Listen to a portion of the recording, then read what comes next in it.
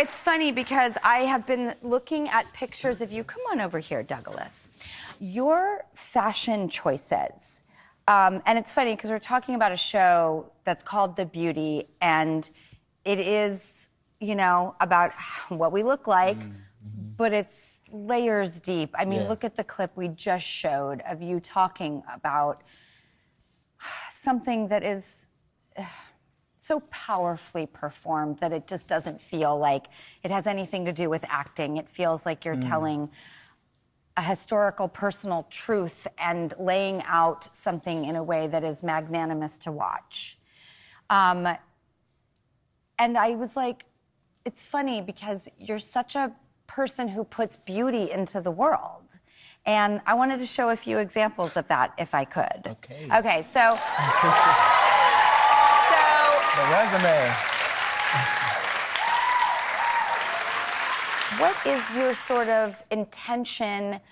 What is something that speaks to you? And how do you know that life is an opportunity to be a walking billboard of exquisite things to look at? I received that. Thank you. Yeah. I mean, I think, you know, like, it's crazy looking at these photos and kind of remembering where I was when these photos were taken. Where were you? Like, I think this is Vanity Fair, an after party there. This was the Tony Awards, which I was so excited to be at, celebrating my community.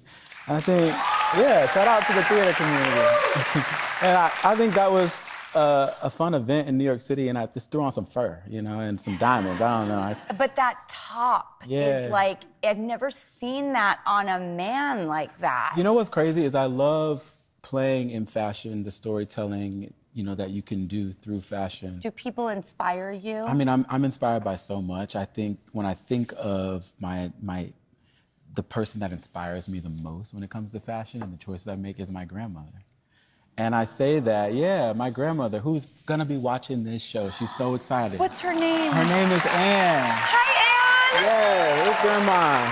We love you. Thank you for inspiring Jeremy, like, to put so much beauty in the world. No, I remember growing up, I grew up in Orlando, Florida, and she was always about dressing to the nines, you know, really like stepping into your excellence. So when it came to going to church, it was about having the three-piece suit and looking and feeling your best. So I remember that kind of being taught to me and made aware, you know, to me at a young age. And I think about that in these rooms, the type of conversations that you can start and evoke with the things that you wear.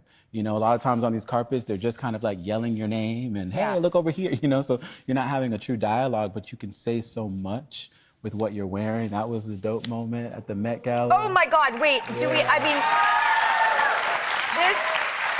like a 30 by 30 foot Karl Lagerfeld chain. Yeah, it was so heavy, by the way. I want you to know.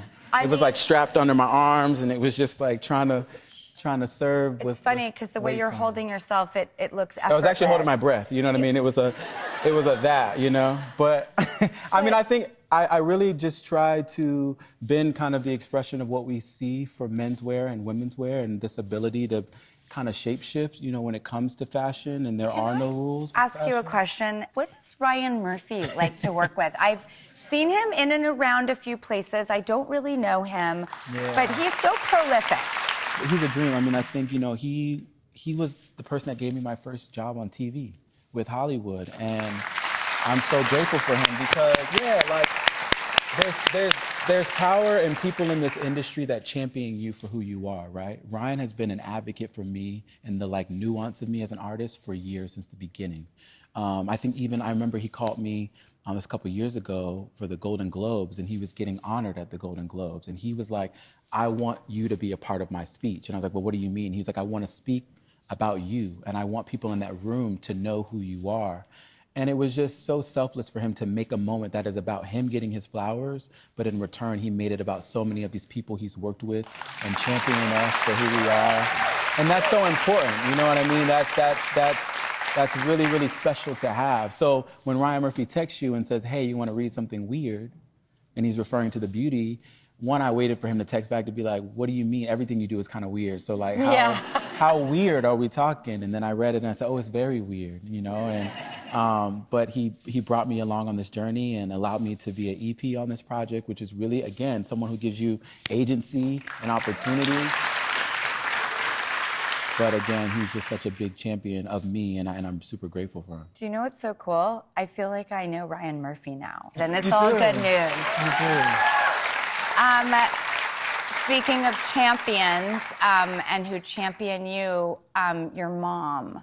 Did she nearly faint one time, like out of excitement and lightheadedness and Not love? nearly, she did. Oh my She God. did. She passed out during my Broadway opening in the middle of the show.